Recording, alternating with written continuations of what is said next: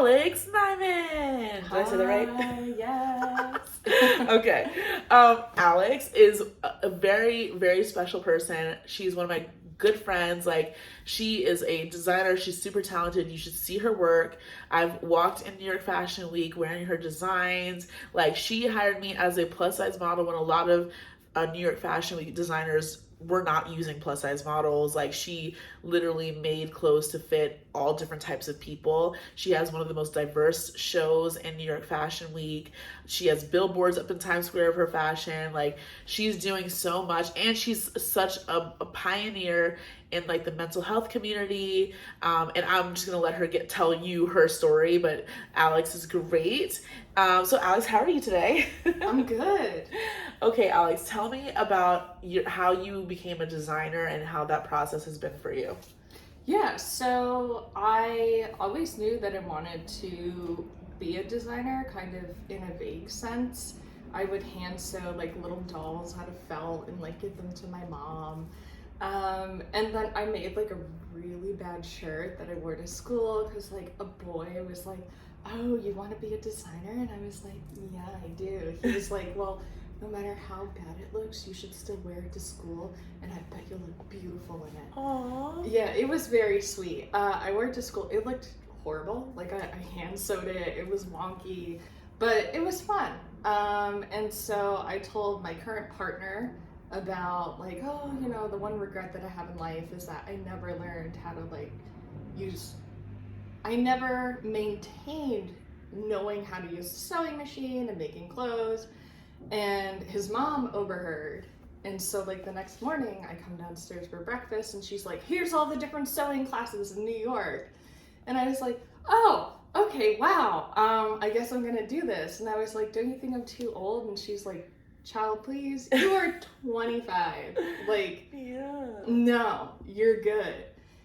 So I took the plunge. I took the classes over at Mood U, which is out of Mood Fabrics, and I learned under Benjamin Mash, who's been on Project Runway. I think he was on like 3 different seasons. He was on the first season where the whole season was doubles, and then he was on 2 different seasons of Project Runway All-Stars. And during that time, I was focusing on specializing in 18th century costuming. And then from doing that and working on historical pieces as a costume designer, I got into more conventional designing for ready-wear and for the modern era. Amazing. Because I remember when I met Alex, we were on set for like an indie, like YouTube film show kind of thing. And she was the costume wardrobe designer assistant, something like that. And she picked out my outfit, and then it was on set that you told me that you wanted to design a clothing line, and you know, present it in New York Fashion Week and all of that. And so she asked me at that point, she's like, "If I ever were to come up with a design, would you model for me?" I was like, "Yeah, I'd model for you for sure." And now she's doing like huge productions, runway shows in New York City for New York Fashion Week. And I'm just floored to see like from where she began, like on set, to like her productions now. Huge deal, huge difference. To doing a runway show with pageant girls. So what was your first runway show that you did? Like what was that experience? Because like there's people that want to do what you do. You're a fashion designer, you're in New York City, you're doing New York Fashion Week, you're killing it.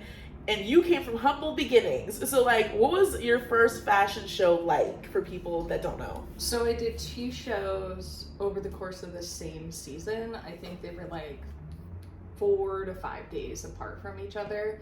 The first one that I did was for pageant girls, and it was to inspire them to see that they could use their skills on the stage to transition into modeling. And the show that I did was kind of unique. I didn't really get much clarity on what they would be doing, so I was very surprised to find out that it was a beauty pageant award show that also had a fashion show going on. There were a lot of hiccups where my music didn't play, which was kind of devastating because my younger brother had written it and the collection was dedicated to him. Wow.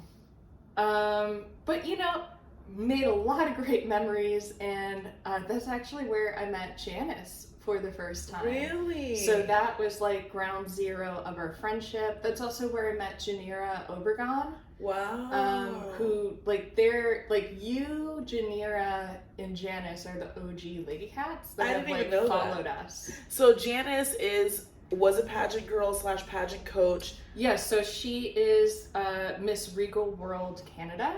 Love it. And she just got the Legacy Queen title, Exciting. Which is incredible. And she's also an epilepsy advocate. Okay, love that. And 𝐥𝐢𝐤𝐞 is a disabilities rights activist. She has cerebral palsy and she rolls down the runway for me every season.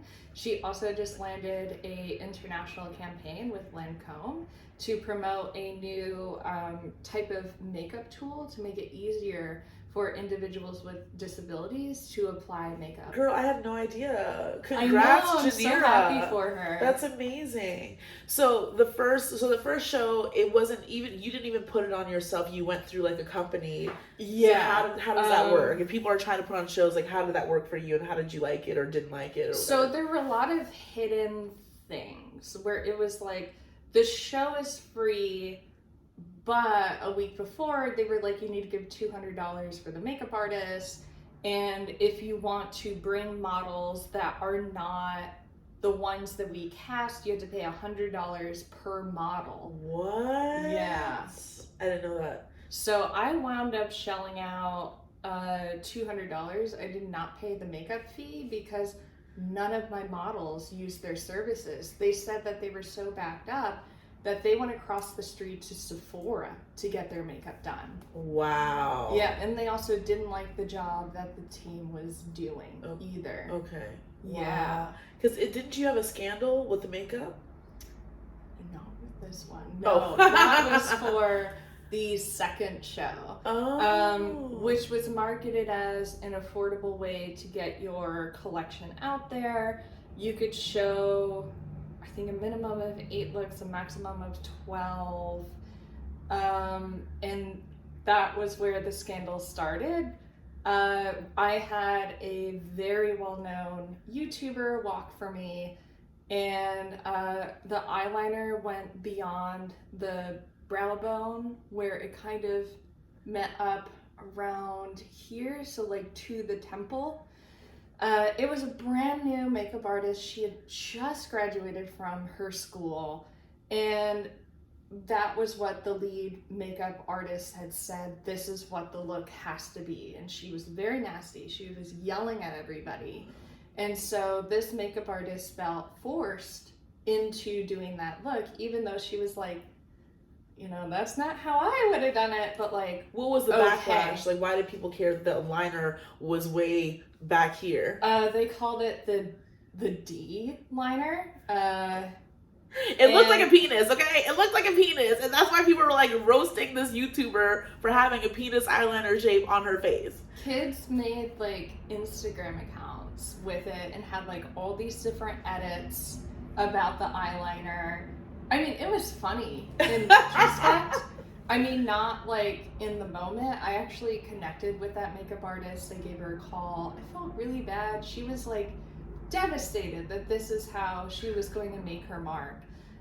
Since then, her and I have become friends, and I bring her on every season as one of our makeup artists. Alex, you're such a good person.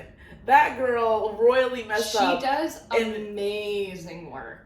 I didn't even know that she was on like your shows, like, and so I must have run into her because I was at the show. Yeah, she's the one who does all of our VIPs makeup. Oh, so she's probably done your makeup. Oh wow, she's really incredible. She works as a MAC makeup artist. Wow, I have to like formally meet her next time I see her. Oh my gosh, that's amazing. And so, then she also had a redemption photo with the YouTuber where they met, and she apologized.